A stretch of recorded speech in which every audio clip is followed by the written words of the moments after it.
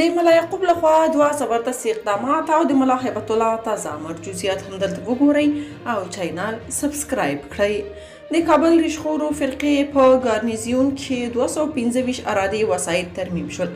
د ملي دفاع وزارت اړوند د کابل ریشخورو فرقې د ځانګړو ځواکونو ګارنیزیون په قومندانۍ کې د اړوند جزو تامونو 225 ارادي نظامي وسایط چې په تیرو څو کلونو کې تخریب شوي وو د مسلکي انجینرانو له لوري د دوهم ځل لپاره ترمیم او ګټې اخیستنې ته چمتو شول. په دغه وسایطو کې 15 ارادي ضربتي ټانکونه، 115 ارادي حاموي ټانکونه او 15 ارادي انټرنیشنل لوی باروړونکي موټر شامل وو. یا ترمیم شوي وسایط به ډیر ژر بیرته د ګټې اخیستنې په موخه د یاد قومندانۍ اړوند جزو تامونو ته واستول شي.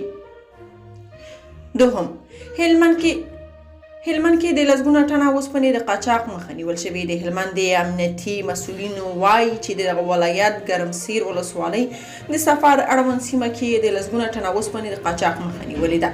د یاد ولایت د امنیتي مسؤلینو ویلي چې دغه ولایت د ګرمسیر ولسوالۍ د سفر سیمه کې 6 تنه چې غوښتلي 6 موټره اوسپنه له هېواده بهر قاچاق کړي نیول شوي دي. دوی وایي چې د نیول شوو کسانو دوسیې به له لومړۍ څېړنو وروسته عدلي او قضایي ارګانونو ته وسپارل شي. د یادونې وړ ده چې له دې وړاندې هم په یاد ولایت کې د اوسپنې د قاچاق مخه نیول شوې وه.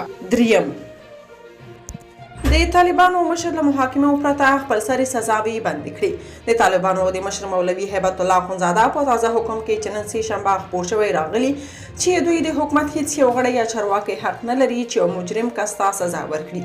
دغه حکم چې د باختر دولتي اژانس لخوا خپور شوی پکې دا یادونه هم شوې چې د سزا ورکولو پر مهال اړوند کس څخه د انځور یا ویډیو اخیستلو اجازه هم نشته. د هیبت الله اخندزاده په حکم کې راغلی چې د سپیڅلي شریعت له مخې تورنو ته د سزا ورکولو صلاحیت یوازې شرعي محکمې لري. په دغه نوي حکم کې کوټ څنډنه شوې چې له حکم څخه سرغړونکي به خپل مجرمین پیژندل کیږي او اړوند چارواکي به نیسي او محکمه به سزا ورکوي. که تاسو په دې اړه څه نظر لرئ په کومنټ کې شریک او چینل سبسکرایب کړئ.